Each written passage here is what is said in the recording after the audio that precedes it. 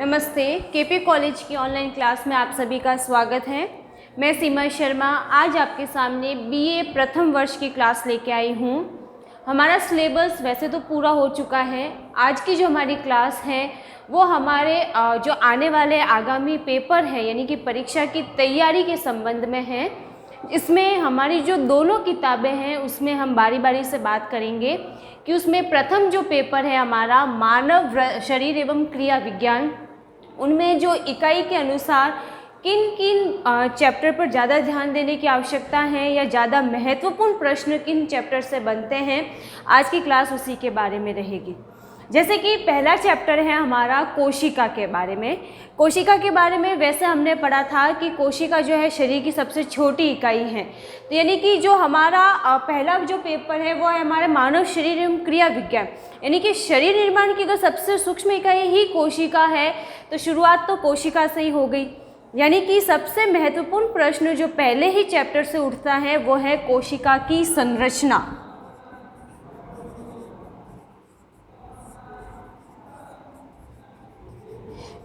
यानी कि पहला प्रश्न हमारा ये बनता है कि कोशिका की संरचना क्या है, उसके बारे में डिटेल में हमें पढ़ना है, जिसमें अंतःप्रदिव्य जालिका, कोशिका झिल्ली, कोशिका भित्ति, उसके अलावा प्लाज्मा झिल्ली वगैरह है, लाइसोसोम है, सेंट्रोसोम है।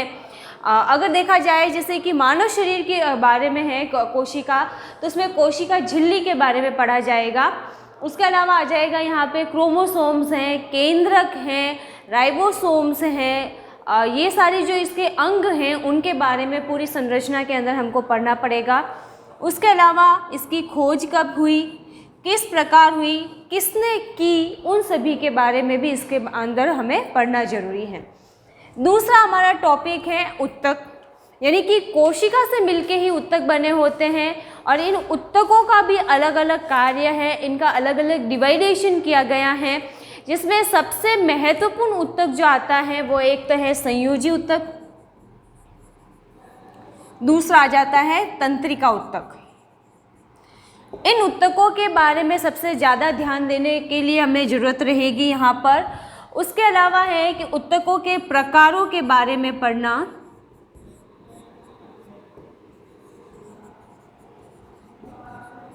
उनके चित्र, क्योंकि इनका सचित्र समझाया जाना बेहद ज़रूरी है। तो उत्तक क्या है, किस प्रकार बने हैं, उन उत्तकों के क्या कार्य हैं, उन सभी पर ध्यान दिया जाना बहुत ज़्यादा ज़रूरी है।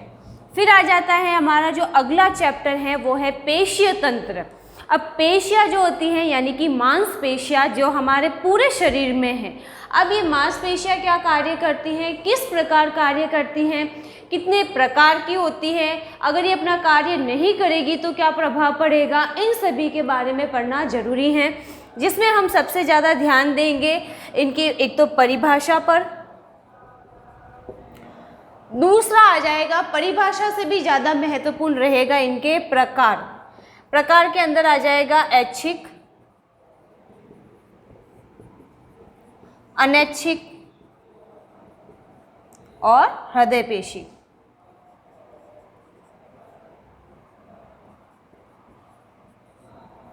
ये हमारा रह जाएगा थर्ड चैप्टर के अंदर पेशीय तंत्र के बारे में पूरी परिभाषा, उनके प्रकार और उनके साथ ही कार्य के बारे में जानकारी लेना बहुत ज़्यादा जरूरी हो जाएगा। यहाँ से हमारी परीक्षा के लिए एक महत्वपूर्ण प्रश्न उठता है। फिर आ गया कंकाल तंत्र।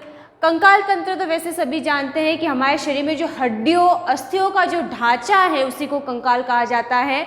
तो हमारे अगर हड्डियां ही निकाल दी जाएगी तो हमारे शरीर का कोई आकार नहीं रहेगा, यानी कि हमारे शरीर को आकार प्रदान करने का कार्य कौन करता है, कंकाल। तो कंकाल से एक प्रश्न उठता है कंकाल के कार्य, दूसरा उसकी परिभाषा। फिर आ जाता है अस्थि एवं संध्या। अस्थि सभी जानते हैं हड्डियों को कहा जाता है, संध्या यानी कि जिस स्थान पर जाकर ये अस्थियां आपस में जुड़ती हैं, यानी कि संधियों को कह सकते हैं जोड़। जैसे कि कोहनी वाला हिस्सा है, कलाई वाला हिस्सा है, ये सभी आ जाती है हमारी अस्थियों के संधियों के अंदर। तो यहाँ पर एक प्रश्न बनता है, सबसे पहले संध्या क्या है, उनकी परिभाषा। जोड़ों के बारे में, उसके अलावा अस्थियों के प्रकारों के बारे में, विभिन्न अंगों में पाई जाने वाली अस्थियों की संख्या,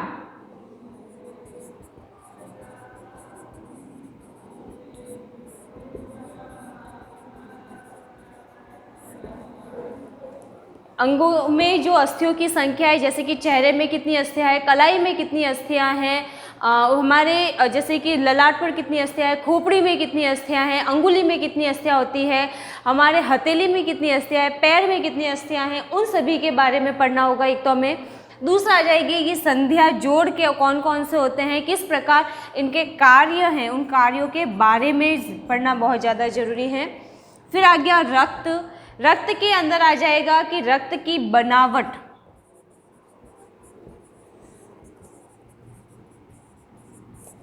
यानी कि कौन कौन से तत्व इसके अंदर पाए जाते हैं, उन सभी के बारे में और उनके कार्यों के बारे में। फिर आ जाता है रक्त परिवहन तंत्र, यानी कि जब हमारे शरीर में रक्त का पूरे शरीर के अंदर परिवहन हो रहा है, यानी कि पूरे शरीर में रक्त पहुंचाया जा रहा है, तो वो किस प्रकार से होता है, कैसे रक्त पहुंचता है, अगर रक्त समय पे नहीं पहुंचेगा तो उसका क्या प्रभाव देखने को मिलेगा, इन सभी के बारे में भी पढ़ना बहुत ज़्यादा ज़रूरी है। उसके अलावा आ जाता है रक्त अल्पता क्या है, या रक्त अल्पता से होने वाली समस्याएं। रक्त की बनावट आ गई, रक्त अल्पता आ गया, रक्त का जमना, यानी कि रक्त का थक्का बनना। अगर रक्त का थक्का नहीं बनेगा तो व्यक्ति के लिए घातक हो जाएगा, व्यक्ति की मृत्यु भी हो सकती है, तो उस सभी के बारे में पढ़ना यहाँ पर जरूरी है। फिर रक्त परिवहन तंत्र, यानी कि हृदय की पूरी संरचना, किस प्रकार से हृदय में रक्त का परिवहन होता है, शुद्धिकरण होता है, और हृदय से विभिन्न हिस्सों में हमारे शरीर के अंगों तक वापस रक्त को पहुंचाया जाता है, उनके बारे में पढ़ना है। उसके अलावा यहाँ आ जाएगा धमनी एवं शिरा में अंतर, यानी कि धमनियाँ क्या हैं, शिराएं क्या है, शुद्ध रक्त लाने का कार्य कौन करती है, अशुद्ध रक्त लाने का कार्य कौन करती हैं, उसी के आधार पर धमनी और शिरा के अंदर अंतर को पढ़ा जाना यहाँ पर जरूरी रहेगा। एक हमारा प्रश्न बनता है धमनी और शिरा में अंतर बताइए, और एक रक्त परिवहन में बनता है हृदय की संरचना के बारे में प्रश्न बनता है। उसके अलावा हमको एक बेसिक जानकारी होनी चाहिए कि रक्तचाप क्या है, यानी कि ब्लड प्रेशर क्या है, ब्लड प्रेशर कितने प्रकार का होता है, जिसमें कि अल्प ब्लड प्रेशर हो गया, यानी कि कम समय में एकदम बीपी जब लो हो जाता है, या फिर जैसे कि बीपी बढ़ जाता है, यानी कि अतिरिक्त ब्लड चाप हो गया, और दूसरा हो गया अल्प रक्तचाप हो जाएगा, तो इनके बारे में भी पढ़ना है। अगला जो हमारा टॉपिक रहेगा इनके बाद में,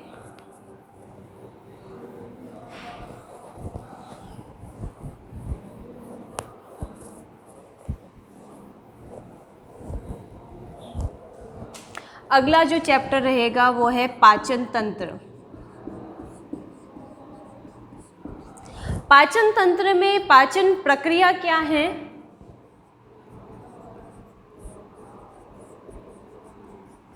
यानी कि पाचन कैसे होता है वह पूरी प्रक्रिया पढ़नी है। सहायक अंग पढ़ने हैं, अंगों के कार्य पढ़ने हैं, यानी कि जैसे सहायक अंग हो गया, मुंह हो गया, जीभ हो गया, दांत हो गया, ग्रासनली हो गया, आमाशय हो गया, छोटी आंत हैं, बड़ी आंत हैं, ये सब पाचन की प्रक्रिया में सहायक अंग होते हैं।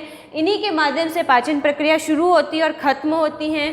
साथ ही ये अंग अपना किस प्रकार से कार्य करते हैं, जैसे दांत हैं भोजन को चबाने का कार्य करते हैं, लार है भोजन को नरम बनाने का कार्य करती हैं, निगलने का कार्य किया जाता है। उसके अलावा जीभ भोजन को उलटने पलटने का कार्य करती हैं।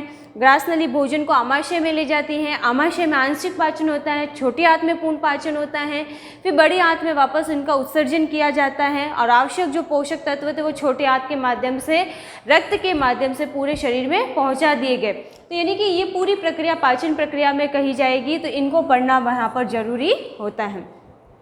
अगला जो हमारा चैप्टर रहेगा पाचन तंत्र के बाद में वो है श्वसन तंत्र।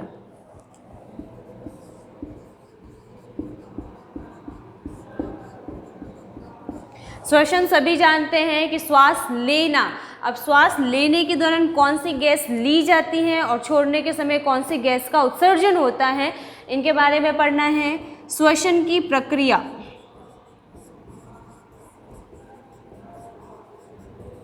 श्वसन प्रक्रिया कैसे होती है उसके बारे में डिटेल में पढ़ना है। श्वसन तंत्र और उसके अलावा श्वसन के प्रकार हमारे प्रक्रिया के अंदर ही पूरे हो जाएंगे, यानी कि जब हम श्वास लेने की प्रक्रिया होगी तो श्वसन का एक प्रकार हो जाएगा, श्वास लेने की छोड़ने की जो प्रक्रिया है वो हो जाएगी श्वसन का दूसरा प्रकार। फिर तीसरा जो हमारा प्रश्न बनता है वो आ जाता है यहाँ पर 10वें चैप्टर में उत्सर्जन तंत्र। उत्सर्जन तंत्र का मतलब होता है शरीर से अनावश्यक पदार्थों को बाहर निकालना। उत्सर्जन तंत्र में उत्सर्जन की आवश्यकता,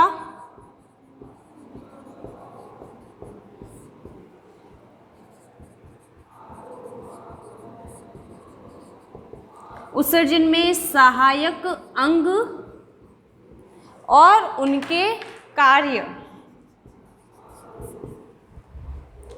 फिर आ जाता है तंत्रिका तंत्र। तंत्रिका तंत्र क्या है, किस प्रकार से कार्य करता है।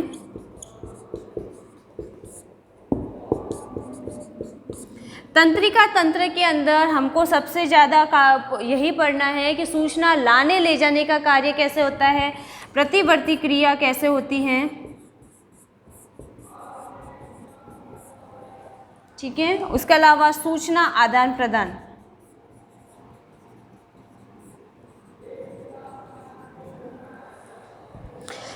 फिर हमारा अगला चैप्टर है अंतःस्रावी ग्रंथियां।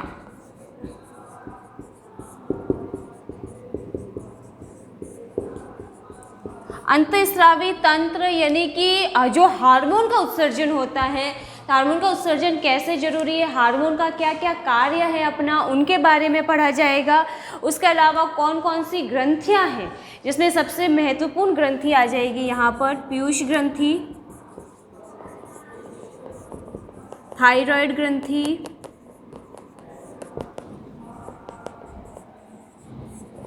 इन दो ग्रंथियों पे सबसे ज़्यादा ध्यान दिया जाना जरूरी रहेगा यहाँ पर। उसके अलावा जैसे कि यौन ग्रंथियाँ हैं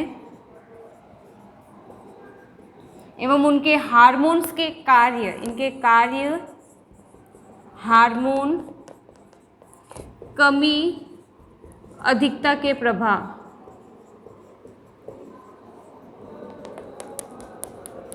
यानी कि हम जब पढ़ेंगे पीयूष ग्रंथि के बारे में पढ़ेंगे, कहाँ पाई जाती है, कौन सा हार्मोन स्रावित होता है, इसकी कमी होगी तो क्या प्रभाव पड़ेगा, अधिकता हो जाएगी तो क्या प्रभाव पड़ेगा। इस तरीके से हमें इन दोनों ग्रंथियों यानी कि पीयूष ग्रंथि, थायराइड ग्रंथि, यौन ग्रंथि, इन सभी पे सबसे ज़्यादा ध्यान देना है। इनके कार्य, हार्मोन्स, इनका नाम पूरा याद करना है ताकि हमारा जो प्रश्न है वो तैयार हो जाए। अगला जो प्रश्न बनता है वो चैप्टर है हमारा संवेदांग से।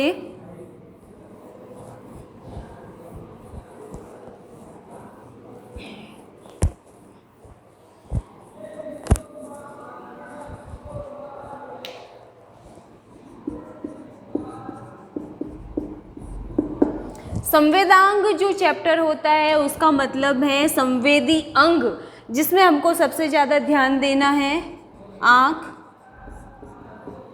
कान। आँख में आ जाएंगे दोष, कान की संरचना, आँख की संरचना, यानी कि सबसे पहला प्रश्न बनता है आँख की संरचना के बारे में पढ़ना है। दूसरा प्रश्न बनता है दृष्टि संबंधी दोषों के बारे में। कान का अपना एक प्रश्न बनता है कान की संरचना, यानी कि इनका नामांकित चित्र के साथ में सचित्र, दोनों के चित्र पढ़ने हैं, दोनों के सचित्र, इनकी संरचना को याद करना होगा क्योंकि यहाँ से एक महत्वपूर्ण प्रश्न, दोनों में से एक प्रश्न बनने की ज़्यादा आशंका होती है। फिर अगला जो लास्ट चैप्टर है हमारा वो है प्रजनन तंत्र।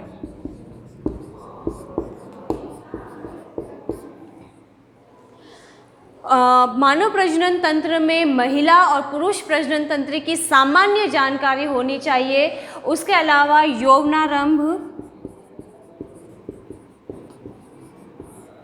रजोनिवृत्ति, उसके अलावा रजोनिवृत्ति के अलावा हो जाएगा अगला, ये जो छोटे छोटे प्रश्न बनते हैं यहाँ पर, उसके अलावा हो जाएगा मानव और पुरुष और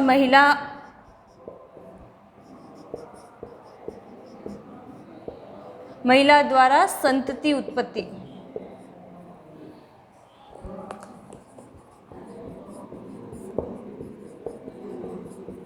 यानी कि उत्पन्न संतति लड़का है लड़की है, यह प्रक्रिया XX और XY क्रोमोसोम्स के बारे में,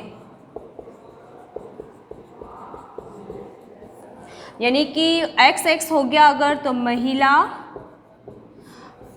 क्रोमोसोम्स हैं और XY हैं तो पुरुष क्रोमोसोम हैं।